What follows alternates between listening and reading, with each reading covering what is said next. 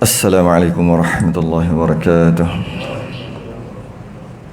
Innal hamdalillah nahmaduhu wa nasta'inuhu wa nastahdihi wa nastaghfiruh wa na'udzu billahi min shururi anfusina wa min sayyiati a'malina. Man yahdihillahu fala mudilla lahu wa man yudlil fala hadiya lahu. Asyhadu an la ilaha illallah wahdahu la syarika lahu wa asyhadu anna sayyidana Muhammadan abduhu wa rasuluh.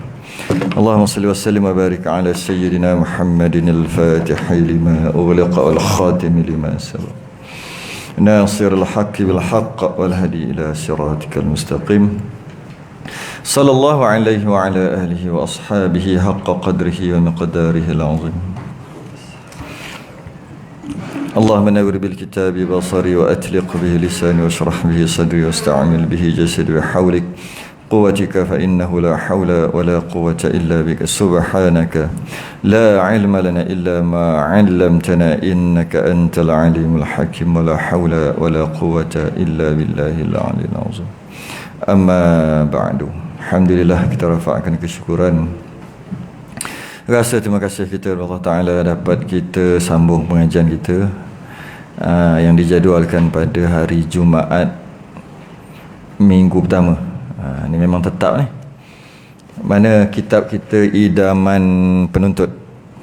Kita Idaman Penuntut. Kita dalam perbahasan sunat dalam sembahyang.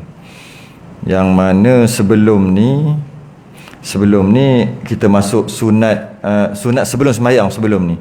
Sekarang ni pada malam ni kita masuk sunat selepas, atau bukan selepas, sedang sembahyang.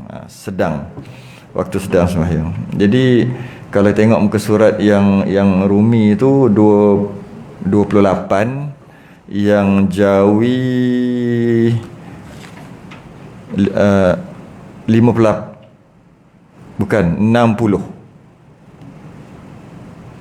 Oh, ataupun 58 bawah sekali. Ada tak yang pakai Jawi? Semua Rumi Jawi. Seorang tak ada. Ni. Apa alasan tu? Stok habis. Oh, mantap alasan. Stok habis. Okey lah, boleh lah.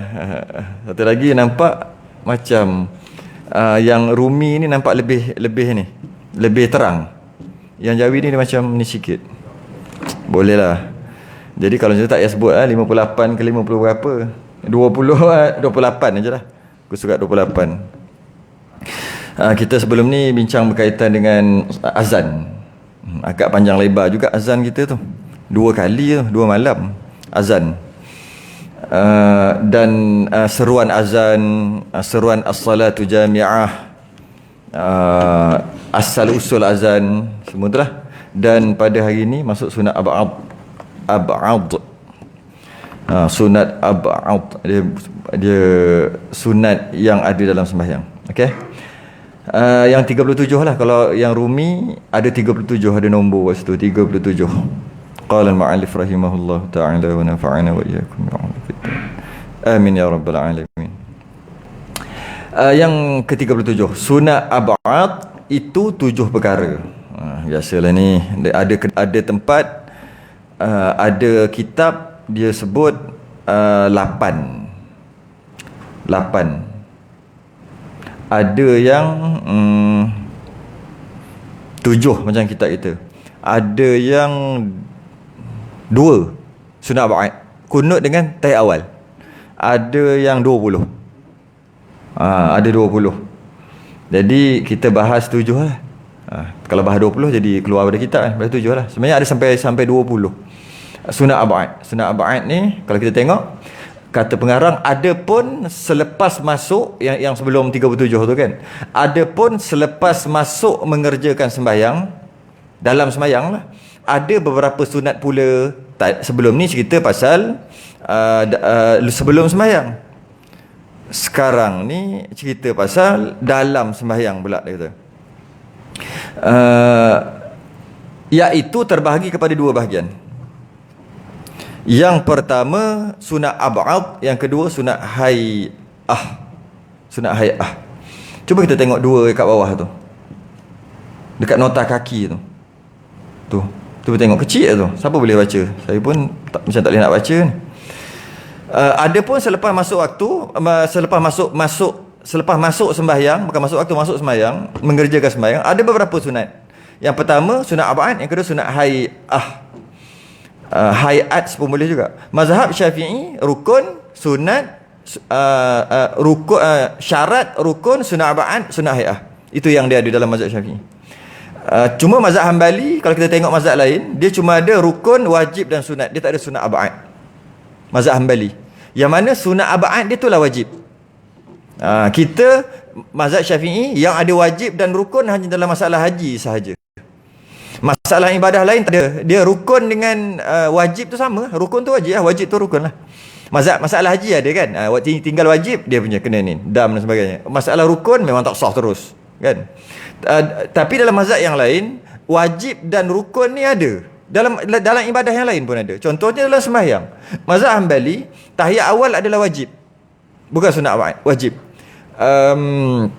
Adalah wajib, dengan maksud jika tak buat masih lagi sah sembahyang tapi dosa.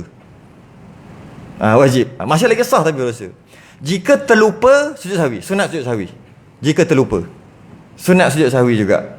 Cuma tak boleh pergi ganti. Macam kita kalau terlupa sujud, kita teringat ketika kita qiyam, sedangkan kita sujud sekali baru kita kena turun sujud, sebab dia rukun. Yang ini wajib pada mazhab Hambali, iaitu tahiyat awal. Bila dah bangun rakaat ketiga tak boleh turun juga, sebab dia bukan rukun, dia wajib. Cuma wajib, meninggalkannya tak batal tapi berdosa. Meninggalkan dengan sengaja tak batal tapi berdosa, sebab tinggalkan yang wajib. Kalau tertinggal sunat sujud sahwi. Itu sedikit mazhab Hambali. Dan ada beberapa lagi lah mazhab Hambali ni. Cuma mazhab Syafi'i ada 4: syarat, rukun, sunat ab'ad, sunat hay'ah. Pada nota kaki yang kecil tu, cuba kita baca kejap.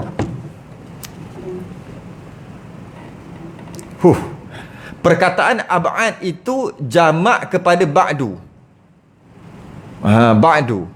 Ba'du bukan ba'diyah qabliyah tu bukan. Ba'du dot, ba'd maksudnya sebahagian. Sebahagian. Kalau ba'du dal itu yang selepas. Jadi ba'du maknanya sebahagian. Artinya sunat itu, sunat ab'ad tu macam sebahagian daripada rukun. Macam, tak rukun, macam. Sangat kuat dituntut supaya dikerjakan. Maksudnya betul lah, sunat ab'ad ni kena tuntutan dia kuat. Mungkin kita kata muakkad, kuat tapi tak sampai tahap rukun. Okey. Jika ditinggalkan sunat ditampal dengan sujud sahwi, dijabar, ditampal, diganti. Sunat je, tak wajib pun. Sini sebagai peringatan lah, kita orang mengaji ni, orang belajar kitab ni, kita tak sebut kena. Kalau terlupa kunut, kena sujud sahwi tak? Kita tak sebut perkataan macam tu. Itu nampak orang tak mengaji tak apa lah. Orang mengaji kitab, dia tak sebut kena. Kalau terlupa, tahiyat awal terlupa, kena sujud sahwi ke? Imam terlebih rakaat yang kelima, makmum tunggu kat bawah. Lepas tu imam pun makmum subhanallah pun imam tak dengar. Akhir sekali turun, dia pun tahiyat. Lepas tu sebelum salam tu imam kena sujud sahwi ke? Tu kena tu. Nak kita kena, bukan nak cerita hukum tu. Nak cerita kena. Orang tak pakai kena. Kalau sebut kena tu, orang tak mengaji. Sebab kena tu apa? Wajib ke sunat? Kena macam-macam, harus pun kena juga. Sebab bila sebut kena, automatik macam wajib, kita rasa kan. Sedangkan bukan wajib, sunat. Tu dia tak ada kena-kena, sunat tu. Jika ditinggalkan, sunat ditampung dengan sujud sahwi. Perkataan hay'at itu jamak kepada hay'ah. Jamak kepada hay'ah. Hay'at tu alif ta kat belakang lah maknanya. Maknanya gerak-geri.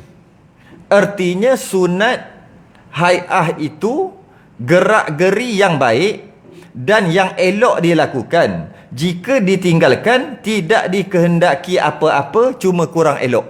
Tambah lagi sikit, tidak dikehendaki apa-apa kan. Maksud tak payah buat apa-apa. Tambah lagi, kalau sujud sahwi batal. Tinggal sunat hay'ah, sujud sahwi batal. Cuma kurang elok. Bahasa moden ni dia panggil aksesori. Senang. Sunat hay'ah ni aksesori. Sunat hay'ah. Aksesori dia panggil.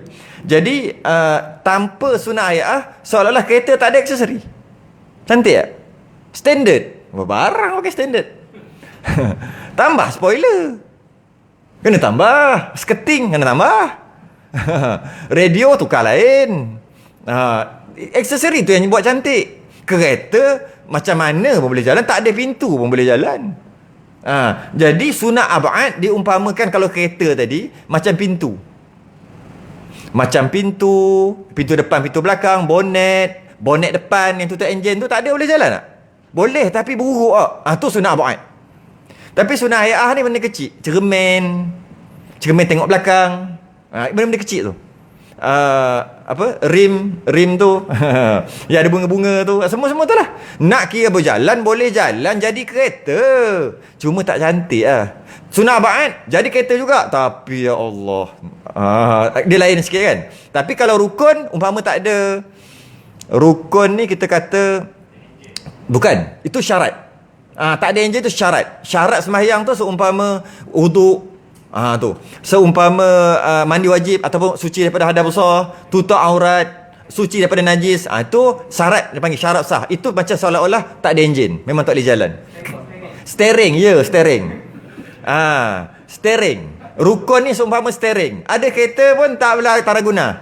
Tapi dalam kitab Mughniyatul Musalli diumpamakan orang. Seumpama orang, jika syarat umpama roh dia. Jadi kalau tak ada syarat, sembahyang dia tak guna, sebab orang tak ada roh, tak jadi orang. Dia umpamakan dalam kitab Musalli. Maknanya penting lah syarat. Apa dia syarat yang sebut tadi lah? Suci pada hadas kecil, suci pada hadas besar, menghadap kiblat, suci pada najis, tutup aurat, semua tu lah. Tak ada tu, tak ada sembahyang. Orang tak jadi orang sebab mati. Kalau rukun, penting juga. Dia seumpama kepala ataupun badan. Roh ada, kepala tak ada, boleh hidup? Tak boleh guna. Tak guna jugalah semayang tu. Dia umpamakan ada kepala tapi tak ada badan. Kepala, tangan, kaki je ada. Tak boleh hidup. Seumpama semayang macam tu lah. Kalau tak rukun, kalau tak ada syarat, seumpama tak ada roh. Sunnah ba'ad seumpama ada kepala dengan badannya, tangan dengan kaki tak ada, boleh hidup? Boleh. Sebab tu semayang tu sah. Sunnah ba'ad tu sah. Cuma menyusahkan orang tak? Yelah, nak kita kena orang angkat, tak boleh buat kerja sendiri, menyusahkan orang. Itulah. Okay. Cuma sah, hidup, jadi orang lagi. Aksesori. Sunnah hay'ah seolah-olah aksesori. Apa dia? Ni, bulu ni, rambut, kedut-kedut yang ada ni, bibir ni, apa lagi? Misai, janggut, telinga punya ni. Tak ada telinga ni, tak ada bukan cuping. Apa? Kelopak yang dia panggil. Kelopak. Ni lah, cuping sini. Ni. Tak ada telinga ni boleh dengar. Boleh dengar gendang dalam. Ini aksesori ni. Cuba bayangkan, tak ada kening, tak ada, semua tak ada, bibir macam straight, tak ada yang ni, semua aksesori ni. Tak ada gigi. Cuba tengok, seram tak? Lepas tu pula rambut tak ada, telinga ni tak ada, panggil ni tak ada, bulu mata tak ada, semua tu aksesori tu. Mata tak boleh lah, bulu mata. Lepas tu kedut-kedut ni semua tak ada, straight tu. Nak seram tak? Macam tu lah semayang tanpa sunnah hay'ah, seram. Tapi kita tak perasan. Sunnah hay'ah aja. Sami Allahu liman hamidah je pun, tak ada cakap tak ada ucap sekali-sekala, tak apa, sunat je pun. Tu lah seram. Sekali-sekala tak angkat tangan, sekali-sekala tak subhana rabbiyal a'la, sekali-sekala tak rabbana lakal hamd, sekali-sekala tak amin, sekali-sekala tak auzubillah, sekali-sekala yang semua sunat-sunat lah. Sekali-sekala tak baca surah. Bukan sekali-sekala, tak baca surah tu banyak kala. Jadi seram sembahyang kita sebenarnya. Kalau rupa orang, seram. Kalaulah umpama kereta, biasa kereta setakat macam tu. Tapi kita masalah kereta ni, kita sungguh-sungguh. Kita buat biar mantap naik tu Allah. Tapi dalam masalah ibadah, janji sah dah lah. Sepatutnya naik kereta, janji sah naik kereta dah. Macam ni janji sah naik kereta? Janji enjin dia ada, masuk minyak boleh jalan, ada tayar, ada steering. Dah. Pintu buka-buka tercabut dengan pintu. Tak ada hal. Boleh janji boleh jalan. Kenapa kereta kita cantik? Mestilah kita nak jalan ke? Nak selesa ke? Sembayang. Nak selesa kat akhirat. Tu lah kita. Tak kira siapa-siapa, kita lah. Bab dunia, lepas tu kata konon-konon lah, kita 50-50. Pegir lah 50 konon. Dunia 90. Akhirat 10. Tak percaya tu tengok 24 jam berapa jam yang ada yang berkaitan dengan ibadah. Berapa jam? Cuba kira. Datang surah datang ni. Paling banyak pun berapa? 25%? 30? 30 pun banyak sangat dah. Biasa 10-15% je. Lepas tu kata 50-50. Itulah kita cakap tak serupa bikin. Okey. Sunat aba'ad tu, kalau tengok dekat nota kaki tu, maksud dia solat aba'ad ni solat sunat aba'ad ni adalah sunat yang kuat tuntut. Jika tinggal sah solat tapi cacat. Tapi ianya cacat. Tak sempurna. Dan disunatkan tampung, jabar, ganti dengan sujud sahwi. Sunat, tak wajib pun, sunat. Malah kalau nak kira sujud sahwi yang disebut kat sini ni, jika imam buat salah, makmum tak buat salah pun sunat makmum sujud sahwi. Bukan imam, makmum. Contohnya imam tinggal kunut, imam tinggal tahiyat awal. Contoh. Tiba-tiba lepas tahiyat akhir, imam tak sujud sahwi. Sama ada dia sengaja tak nak sujud sahwi sebab dia rasa dia tak salah, ataupun dia nak sujud sahwi tapi dia terlupa nak sujud sahwi. Tadi dah lah terlupa kunut, terlupa tahiyat awal. Lepas tu tak apalah sujud sahwi sekejap lagi. Dengan sujud sahwi dia lupa. Katalah macam tu. Makmum tak bagi salam lagi. Imam dah bagi salam kerana imam sengaja tak nak sujud sahwi, sedangkan salah tu salah imam, bukan salah makmum. Contohnya kunut lah kot. Kita boleh buat contoh kunut, imam tak baca kunut. Makmum tadi dia tahu kunut pendek, maka dia baca Allahumma gfirli ya ghafur. Kita akan bahas next sekali lagi kot, tak sempat kot kali ni bacaan kunut tu. Bila dia baca kunut pendek, imam masa tengah sujud, dia sempat habis baca kunut pendek, kemudian imam pun Allahu Akbar nak duduk di antara sujud, dia dah turun dah. Okey, dia kejar imam. Maknanya makmum tak buat salah, kunut dia baca, imam yang tak baca kunut. Okey, kemudian imam bagi salam, rupa-rupanya imam tak sujud sahwi, sedangkan dia tak baca kunut. Sama ada dia sengaja atau tak sengaja tu cerita lain. Ceritanya dia tak sujud sahwi. Soalannya makmum tak bagi salam lagi, dan makmum tak buat salah apa-apa. Makmum sunat sujud sahwi tak? Sunat sujud sahwi. Walaupun salah tu salah imam, walaupun makmum tu masbuk.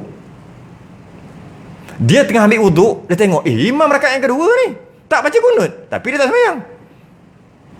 Dia tak sembahyang lagi. Tiba-tiba imam tahiyat akhir, dia pun Allahu Akbar, terus duduk kan, at-tahiyatul mubah. Imam bagi salam, tambahlah dua.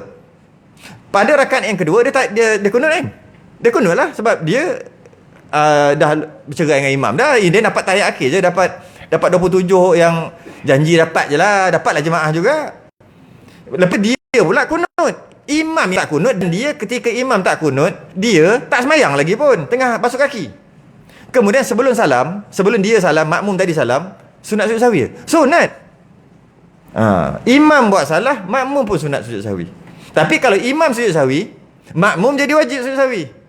Kalau imam tak sujud sahwi, makmum sunat sujud sahwi. Tu sikit, kita akan bahas bab tu juga nanti dalam bab sujud sahwi.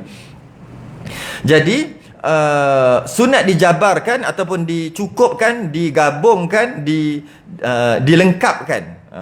Dilengkapkan dengan sujud sahwi supaya sembahyang yang seolah-olah kalau orang tadi tak ada tangan dan tak ada kaki, tiba-tiba dah ada dah. Tu umpamalah dapat diganti balik.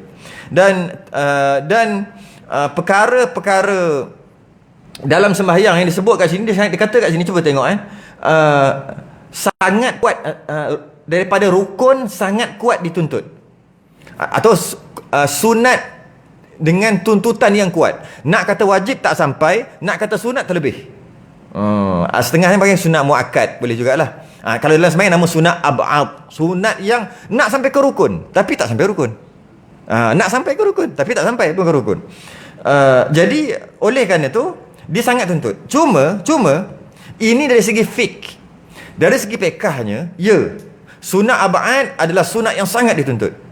Tapi berbanding dengan sunat hai'ah. Sunat hai'ah sunat yang sunat, cuma tak sekuat sunat ab'ad, tuntutan tu. Dan kalau tak buat pun masih sempurna sembahyang, cuma kurang aksesori, kurang value added, kurang. Tapi dah jadi orang dah. Tak ada kening aja. Cacat sikit. Cuba jadi orang dah. Mulut sumbing aja. Orang. Tapi kita tengok pun dah lain lah kan. Dia bercakap pun dah bunyi lain lah. Keluar angin ke apa ke, langit lain lah. Dia jadi orang, cuma tak ada gigi je. Tak ada gigi pun 3-4 ke depan. Dah lain dah. Bunyi keluar pagar tak ada. Jadi maknanya sembahyang dia okey, orang jadi orang, cuma ada sikit lah. Okey, sebab dia sunat tapi taklah sekuat sunat abad. Itu fiqh. Dari segi tasawuf, sunat hai'ah lebih daripada sunat abad. Sunat hai'ah lebih daripada sunat abad. Maksudnya lebih patut dijaga. Kenapa? Dia kena apa dia panggil? Tengok dari sisi yang lain. Tasawuf ni tengok dari sisi yang lain. Sunat abad, jika tinggal sengaja ke terlupa ke, boleh nak cover lain balik. Boleh cover dengan sujud sahwi. Sunat hai'ah boleh tak? Tak boleh. Hilang je sunat hai'ah, tak boleh ganti dah. Pergi tak kembali. Tak baca subhana rabbiyal a'la wa bihamdih ketika qiyam berdiri, baca Fatihah waladdallin amin, Allah rugi rasa. Sujud nak baca kat tu subhana rabbiyal a'la subhanallahil azim, tak boleh, bukan tempatnya, dah lepas dah. Oh, kalau macam tu nak sujud sahwi lah. Sujud sahwi batal sembahyang. Oh, kalau macam tu lepas bagi salam nak subhana rabbiyal a'la 3 kali, tak boleh juga, tak sampai dia punya fadilat. Jadi kalau kita nak kira sunat abad tinggal boleh ganti, sunat hai'ah tinggal habis. Mana lagi penting? Patah tumbuh hilang berganti. Patah tumbuh tu sunat abad, patah tumbuh hilang berganti. Sunat hai'ah patah terus, tak tumbuh-tumbuh, tak ganti-ganti. Jadi dari segi tasawufnya, yang nak jaga, yang paling nak jaga adalah sunat hai'ah, yang kedua nak jaga adalah sunat abad, yang ketiga nak jaga adalah rukun. Maksudnya yang paling kurang sekali. Sebab rukun ni terpaksa buat. Rukun tu terpaksa. Kalaulah rukun tu tak rukun, buat tak? Tak buat. Memang pun. Kalaulah sujud tu tak rukun, bukan rukun, tak buat kita. Buktinya, cuba kita tengok sembahyang kita, ada ke yang sunat-sunat yang kita tak buat? Sedangkan dalam mazhab Syafi'i, saya ada belajar dululah, dah lama dah, kitab daripada Yaman, 500 sunat-sunat dalam sembahyang. 500 sunat hai'ah. 500. Ada tak kita buat 500? Jadi maknanya kat situ, kita yang nak kena jaga yang hai'ah ni. Sebab sunat yang hai'ah ni kita tak buat, sebab dia sunat aja. Kita buat rukun kerana terpaksa. Kita buat sunat abad sebab takut cacat, walaupun tak mati, walaupun masih hidup lagi, walaupun nama sembahyang, takut cacat. Sunat hai'ah buat kerana kita hamba Allah. Tu beza dia. Kita buat sebab aku nak buat, sebab hamba sungguh. Sebab Allah suruh sembahyang, nak sembahyang lah ni. Nabi suruh sembahyang, nak sembahyang. Sembahyang pula, yang ini buat pun tak apa, tak buat pun tak apa, tetap sah juga sembahyang. Oh, nak buat lah. Itu kecintaan kita pada sembahyang, kecintaan kita pada Nabi, kecintaan kita pada Allah. Tu lah yang sunat hai'ah. Bukan yang rukun, bukan yang sunat abad. Sebab rukun kembali pada kita balik. Dengan kita buat, maka terlepaslah kefarduan sembahyang kita. Lepas, terangkat dah.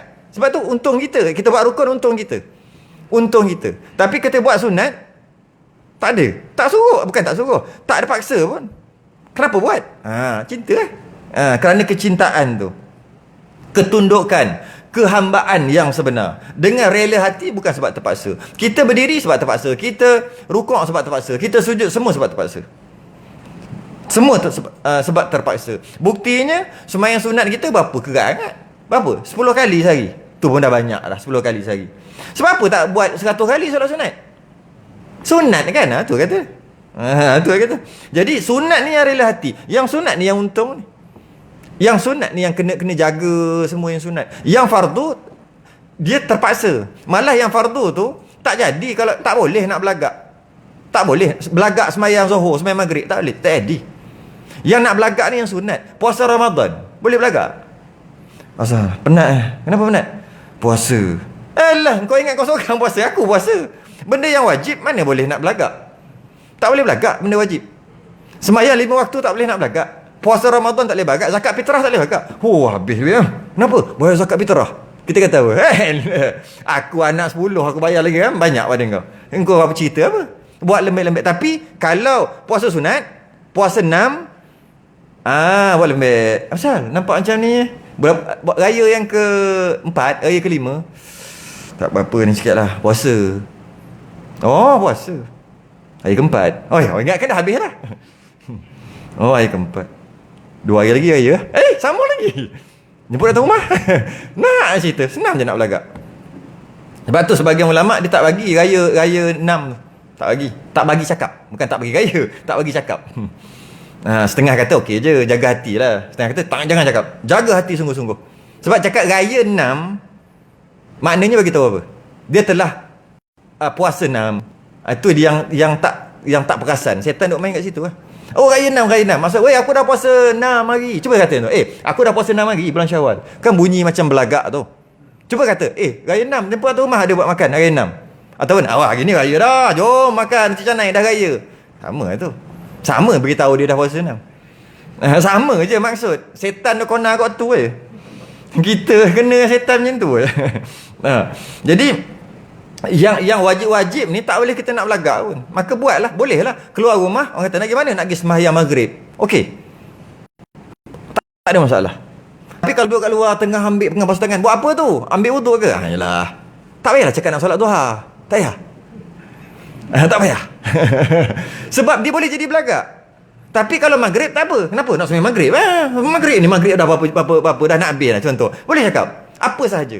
Puasa Ramadan, apa sahaja yang wajib tak boleh cakap. Boleh bagi tahu kat orang. Boleh naik motor, prank.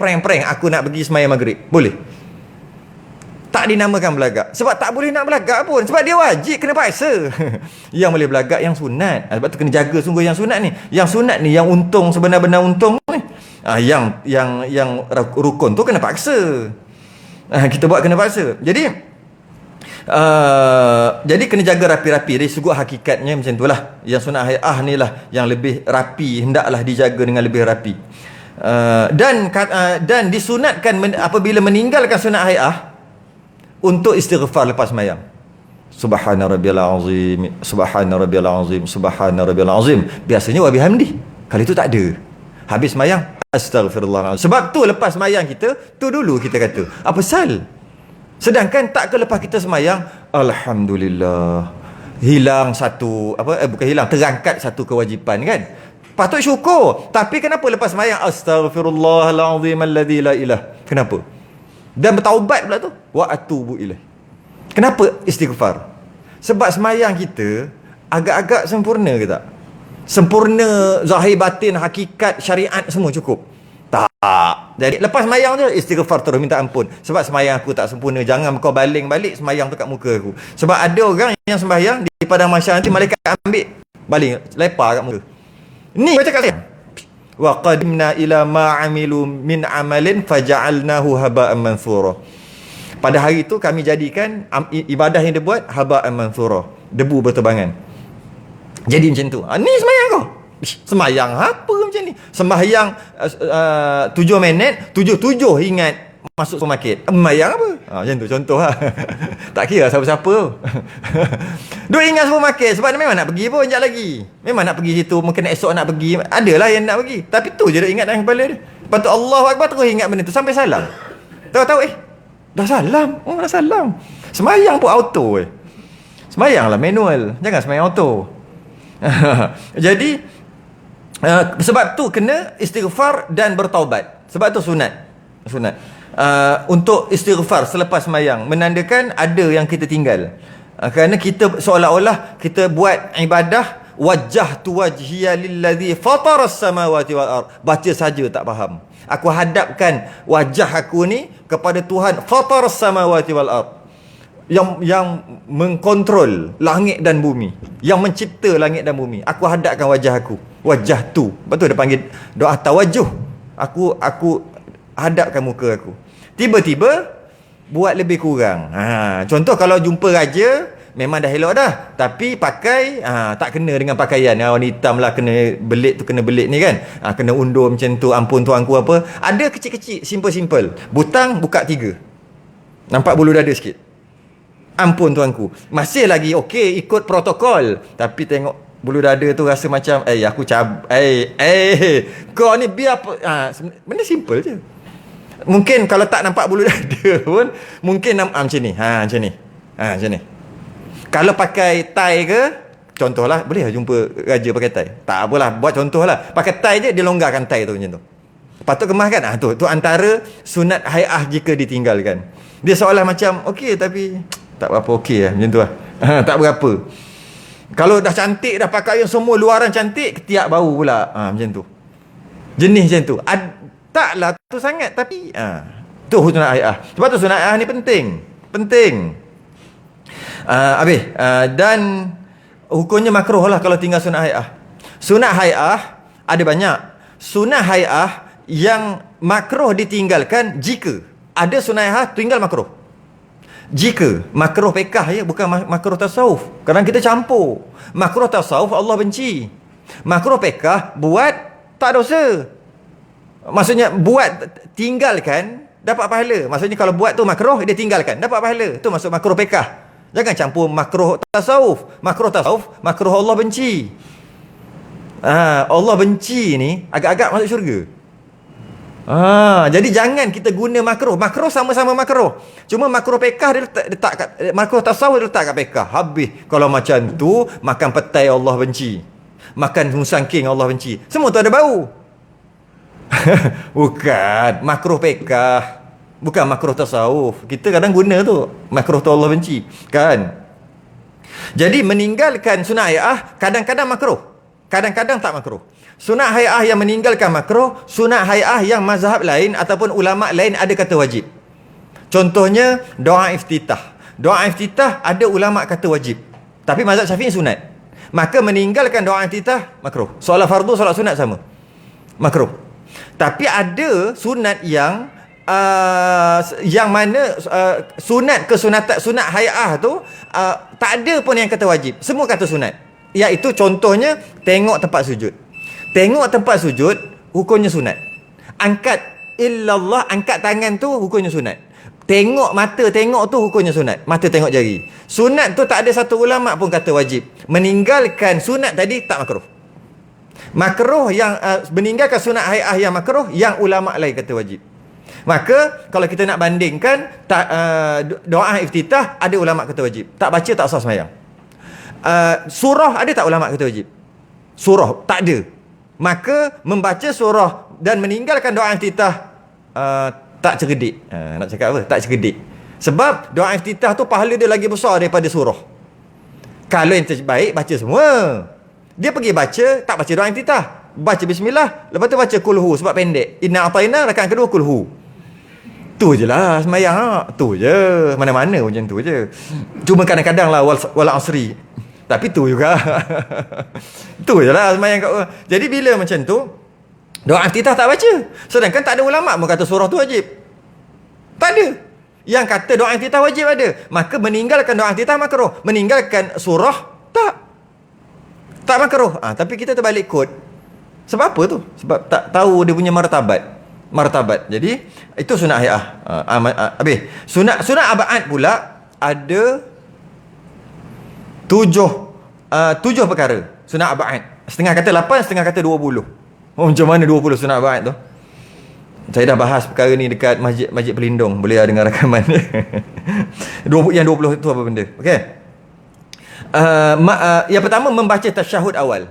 Bila kata membaca, maksudnya baca. Bukan baca, maksudnya keluar dekat lidah. Tu maksud membaca. Tu sunat abad. Membaca tasyahud awal. Dan kita dah bahas sebelum ni, kadang-kadang kita sebut tahiyat, kadang-kadang kita sebut tasyahud. Tahiyat kerana ada at-tahiyah. Maka kita katalah tahiyat awal. Tasyahud kerana ada asyhadu kat dalam tu, maka kita katalah tasyahud. Dua-duanya maksud sama. Dan telah kita, kalau kita baca kat bawah ni, yang bawah sekali tu, lepas G tu bawah tu, bacaan tasyahud awal dan selawatnya sama macam tasyahud akhir, sudah lepas dinyatakan pada rukun yang ke-10. Cuma bezanya tidak ada selawat atas Ali, pada Ali tu keluarga, pada tasyahud awal ini. Dia dah beritahu, dah cerita dah. Jadi apakah dia, ataupun apakah dia tasyahud awal? Sekurang-kurang tasyahud awal.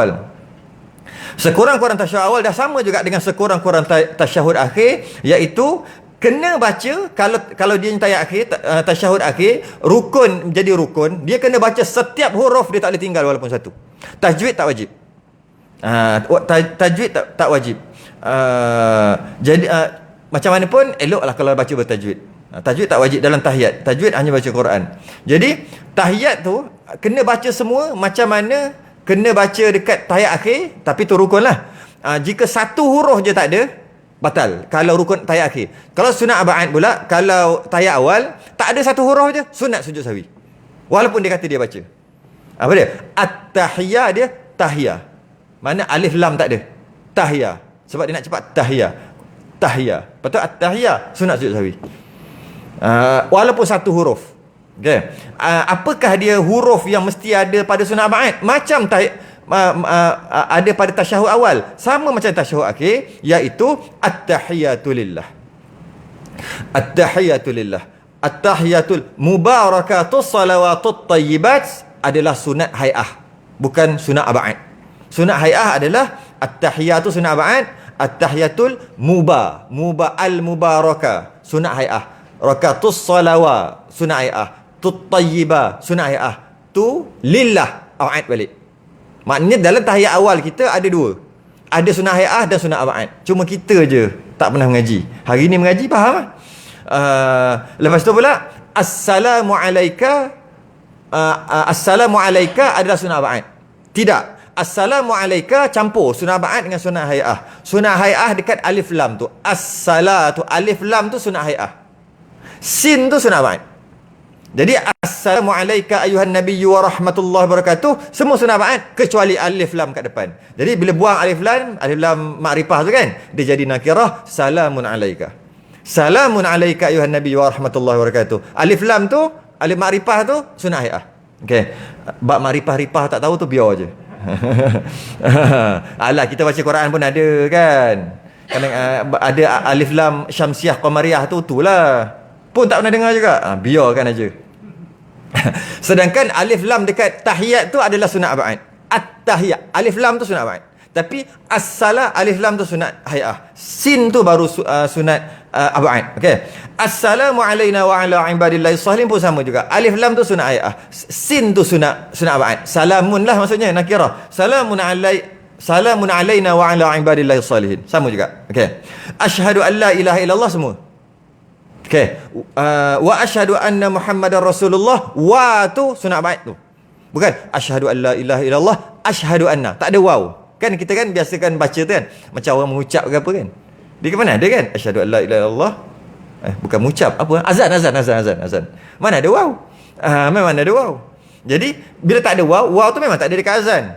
Tapi dalam sunat abad, kalau tahiyat akhir dalam rukun tahiyat akhir, waw tu adalah rukun. Kalau dalam sunat abad tinggal waw, walaupun waw tu masuk dan, alah simple je, dan je pun kan, tetap juga sunat sujud sahwi. Jadi asyhadu an la ilaha illallah semua adalah sunat abad. Wa asyhadu anna Muhammadar Rasulullah, pendapat yang pertama semua sunat abad juga. Pendapat yang kedua kata wa asyhadu, yang kedua asyhadu tu sunat hai'ah. Jadi wa anna Muhammadar Rasulullah tu saja sunat abad. Dua pendapat, mana-mana boleh lah, kita baca semua je. Kita baca semua, okey. Tu tasyahud awal. Tu baru nak mengaji satu-satu. Ni tasyahud awal. At-tahiyatul mubarakatuh salam. Macam mana? Baca ajalah. Itu tak mengaji. Itu sekadar nak sah semayang. Mengaji macam ni nama mengaji. Satu-satu lah kena tahu. Yang itu yang tasyahud awal. Bila sebut membaca dengan lidah. Bila lidah dia kena ada bunyi. Bila bunyi dia kena ada getar. Bila getar dia kena ada makhraj. Dia tak boleh suara ular, suara bisik. Semua bunyi makhraj dia dekat sini. At-tahiyatul mubarakatuh salam. Semua kat sini. Tak ada syafawi, tak syafawi, idgham semua tak ada. Ha pedah, ha bulat, ha tu, dot kembung, tak kembung semua tak ada. Makhraj dekat ujung apa? Pangkal lidah masuk dalam tekak, depan lidah, tepi sini, letak langit-langit, semua tak ada. Sebab semua duduk sini. At-tahiyatul mubarakatuh salawatut tayyib. Semua sini dia punya makhraj. Terbaik. Alif sini, ha pun sini, ya pun sini, semua sini. Sebab tu tak sah. Kalau sunat abad, tak sah sunat abad. Dengan maksud semayang sah lah. Kalau tahiyat akhir macam tu, tak sah semayang. Kalau baca Fatihah, tak sah semayang. Sebab tu rukun. Jadi bila dia kena ada getaran, maka dia kena ada bunyi. Bila ada bunyi, dia ada makhraj. Maka bezakanlah ha dengan ha. Walaupun tak boleh nak beza sangat, biar kita ada bunyi. Sebab dia bukan Quran. Biarlah ada beza. Ha, ha. Sikit jadilah. Janji ada. Ni ha, ha. Macam sama je. At-tahiyah, at-tahiyah, at-tahiyah. At-tahiyah. Ha, ha. Biarlah bunyi sikit, walaupun taklah pedah sungguh macam makan cili tu, tapi biarlah ada beza. Ha ha ha ha. Jadilah baca Quran yang nak kena betul-betul ni kan. Jadi biar ada beza, sebab dia akan mengubah makna tu. Okey, tu tasyahud. Bila baca. Satu. Yang kedua, selawat atas Nabi. Selawat atas Nabi SAW, kemudian daripada tasyahud awal. Kemudian habis baca tu, Allahumma salli ala Muhammad. Tu sekurang-kurang. Itu adalah sunat abad juga. Macam biasa, hati-hati dengan jangan menambah huruf dalam selawat kita, meletakkan sabdu di atas sad. Kerana kita nak baca laju sangat dan kita tak perasan dan kita tak pernah terfikir pun bahawasanya kita rasa salah selawat. Jadi kita pun baca ikut, tak pernah mengaji, tak pernah belajar selawat, tak pernah tahu hukum-hukum selawat, tak pernah tahu sebutan selawat, tak pernah tahu selawat yang paling afdal, tak pernah tahu selawat ada yang makruh, tak pernah tahu selawat ada yang makruh tapi dapat pahala juga. Tak pernah tahu selawat ni sebenarnya riak pun dapat pahala, diterima. Wih, macam tu. Itu kena mengaji satu lah bab tahiyat, bab selawat. Jadi bila tak tahu macam tu dan tak pernah tahu pula nak dibariskan macam mana, itu jadi Allahumma salli wa baraka wa sallam kat belakang. Wa sallallahu jadi wa barik wa sallim. Faham tak benda apa ni? Ada seorang dua lah kot faham. Faham? Point saya kat situ. Kena tak belajar. Senyap tu tak dapat tangkap lah tu, laju sangat. Saya nak lompat-lompat biar cepat dapat point. Kalau slow-slow macam ni bila nak habis? Bila selawat, dia kadang-kadang pendek, kadang-kadang panjang. Bila panjang, pastikan baris tu betul lah, selawat tu biar betul. Kalau kita tak pernah mengaji selawat yang betul dari segi hukum dan sebagainya, dari segi baris, segi hukum, dari segi sebutan, maka kita akan janji 3 orang je lah. Jadi bila kita contohnya kunut, padahal orang-orang ni yang dah pegang mic dah ni. Apa orang pegang mic? Itu kinayah tu, majas. Orang pegang mic ni maksudnya bukanlah cara. Cuba bagi siapa pegang mic. Ada yang gigil tu. Pegang mic kan, tak cakap lagi. Dia punya. Dia bukan semua orang boleh pegang mic ah. Ada orang tak boleh pegang mic. Saya ada seorang kawan, saya belajar habis keluar selepas 11 tahun tu, habis keluar pergi kahwin apa semua. Selang 5 6 tahun 7 tahun macam tak ingat dah. Datang balik pondok dia duk mengaji, belajar lagi. Alim sungguh. Alim, belajar ulang. Tapi jadi imam ke jadi khatib dia tak boleh. Dia menggeletar dekat tangga. 3 tangga ada, 1 2 kuku. Apa hal ni? Dia macam apa? Bukan Piramli apa? Senggugu. Apa? Sudin. Macam tu. Ya. Jadi macam tu. Dia tak boleh. Dia tak ada, kalau orang Kelantan panggil tak ada daulat. Tak ada daulat orang Kelantan. Sebab di Kelantan saya cerita ni, tak ada daulat. Bukan daulat tuanku tu. Tak ada daulat. Bila tak ada daulat tak boleh. Dia akan gigil, dia akan jadi macam-macam, pening, muntah-muntah, senak perut, nak buang air besar, buang air kecil, terkucil. Sebab tak ada daulat. Tak ada daulat. Bukan jenis orang macam tu. Bukan jenis. Tapi alim sangat. Alim sangat dia orang tu. Jadi yang saya nak cerita kat sini, belajarnya sehingga kan bertahun-tahun. Kita selawat pun tak belajar. Sedangkan orang yang dah pegang mic ni sepatutnya paling kurang apa yang dia nak sebut ketika dekat mic tu semua dah complete lah. Kalau katalah tak komplit, ketika mula-mula pegang mic, cepat-cepatlah komplit sebulan 2. Biarlah salah awal-awal. Orang tak kata biasalah mula-mula. Ini dah biar macam tu. Apa yang salah? Yang saya dengar sendiri. Kunut kan wa sallallahu ala sayyidina Muhammad wa ala alihi wa sahbihi wa barik wa sallim. Belakang kita Allah leceh. Kita nak amin tak? Aku baca juga wasallallahu sendiri lah. Sebab wasallallahu tu dua cara boleh. Cara pertama yang paling afdal aminkan imam. Yang kedua kalau tak nak aminkan baca. Kecuali imam baca slow memang kena baca sunat baca lah. Kalau imam baca kuat yang paling cantik amin. Kalau imam baca slow, ulang balik, bukan ulang, baca juga lawat kat belakang tu. Kan ada dua ayat yang tak kuat tu, tiba-tiba kuat tu. Bila kuat, afdalnya amin. Tapi bila kita nak wa barik wa sallim wa sallallahu alaihi leceh lah. Selawat ni dalam ngaji. Wa baraka wa sallam lah. Kalau Allahumma salli barulah wa barik wa sallim. Tok gua ajar senang aja. Dia tengok atas lam, dia kata sallallahu kan, sad lam ya, macam tu kan, sallallahu, sad lam tu ada sabdu dan baris atas. Salla kan, sallallahu, salla, lam baris atas kan, nanti semua atas nanti. Wa baraka wa sallam, semua atas. Tapi Allahumma salli, sad lam ada sabdu baris bawah. Allahumma ada Allahumma kat depan. Tadi wa sallallahu, ataupun sallallahu saja. Yang ini Allahumma, bila Allahumma dia salli, lam tu baris bawah, wa barik wa sallim. Dah lah tu. Tu dah lah bertukar benda tu. Leceh lah.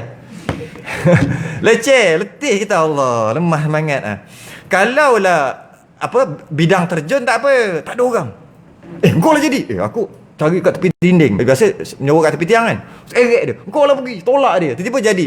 Okey lah kita. Bidang terjun. Tender lah. Ini orang yang selalu nak pegang dah. Allah wa baraka wa barik. Ada lagi teruk. Wa baraka wa sallim. Wa barik wa sallam. Oh, itu jam terus tu. Itu rasa nak jet rasa. Tak boleh, salah besar tu. Salah besar bagi orang pegang mic. Bagi orang tak pegang mic, salah kecil. Lahan khafi dia panggil. Bagi orang pegang mic, dia adalah dia punya tu sendiri. Karisma dia ada. Dia ada dia punya aura. Tiba-tiba salah aura benda. Jadi benda sekurang-kurangnya apa yang dia nak keluar dekat mic tu semua dah ni lah. Dah settle lah. Okey, selawat atas Nabi. Jadi selawat Allahumma, satu lagi, Allahumma salli. Jadi jaga betul-betul mim tu, jangan letak sabdu atau sad. Mengajilah bab selawat. Jadi Allahumma salli. Tapi kalau laju-laju dia jadi Allahumma salli. Dia akan jadi sendiri bila kita tak jaga kat situ. Macam mana, kenapa nak jaga ni? Jaga bila mengaji buat selawat, dia akan ada lah benda tu. Yang kesalahan pun kena betulkan lah. Jadi bila tambah sad, menyebabkan tahiyat awal dia, sunat abad dia tu dah tambah huruf dah kat situ. Sunat abad. Sebab maksud sabdu adalah ada dua huruf. Itu tu maksud sabdu. Inna ada sabdu dengan maksud alif, nun mati, nun baris atas. Asal tulisan asal hafal. Lama tulis dulu, mana ada titik, rumah aja. Sin ya nun ta ya, rumah aja. Berapa banyak tu? Sin 3 tapi tak ada titik. Ya tak ada titik juga. Nun tak ada. Ta, lepas tu ya. Banyak gigi. Ni apa ni? Semua boleh baca dulu. Tapi orang dulu, para sahabat lu tengok boleh baca. Lama-lama orang makin tak boleh baca atau salah lah, nun jadi ta apa semua. Akhir sekali letak titik. Lebih letak titik boleh baca sikit. Tapi baris tetap tak ada juga.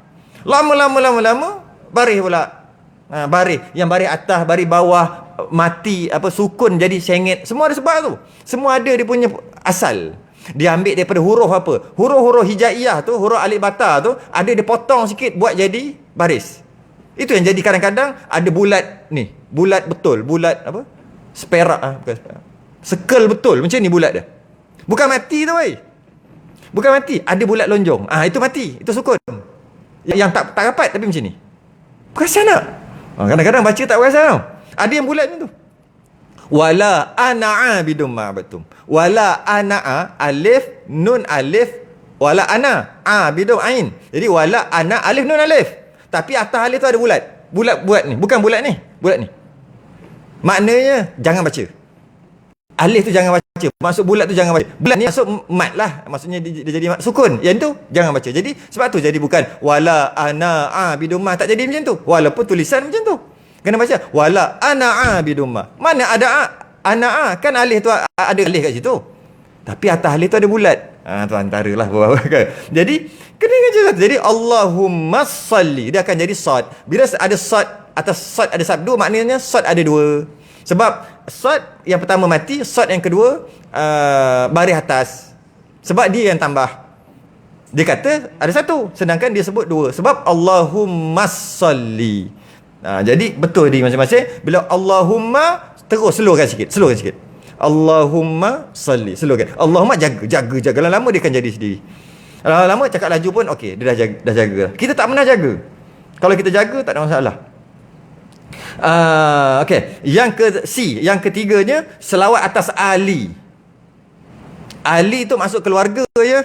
Saya pernah dengar kata surah Al-Imran. Masa dengar pelik Mula tak perasan lagi. Kali kedua gini. Alah, surah Al-Imran.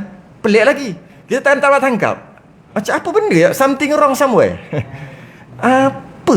Rupanya Al-Imran. Dia kata, Allah, itu yang pelik.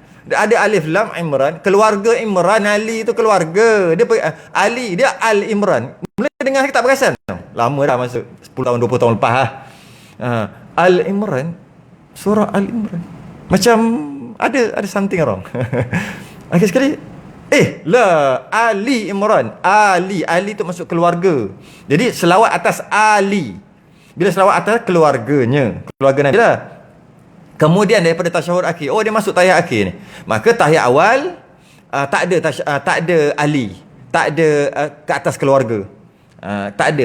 Kalau letak juga sebahagian bukan sebahagian lah. Mazhab Syafi'i sunat sujud sahwi. Kecuali jadi imam je. Dia kadang dia kan auto kan. Allahumma salli ala Muhammad wa ala ali, ataupun habis wa ala ali Muhammad. Alamak, dah terlebih. Macam mana? Kan? Sunat sujud sahwi. Kerana memindahkan bukan tempatnya. Tempat di tempat lain pindah seolah-olah macam tu. Tapi kecuali jadi imam. Jadi imam takut makmum huru-hara. Apa hal? Tiba-tiba sujud sahwi. Kalau makmum tahu, aku tak tahu. Imam sujud sahwi, aku tahu, aku wajib ikut. Tak apa. Tapi berapa ramai yang makmum ngaji? Kan? Akhir sekali, aku tak salah duduk.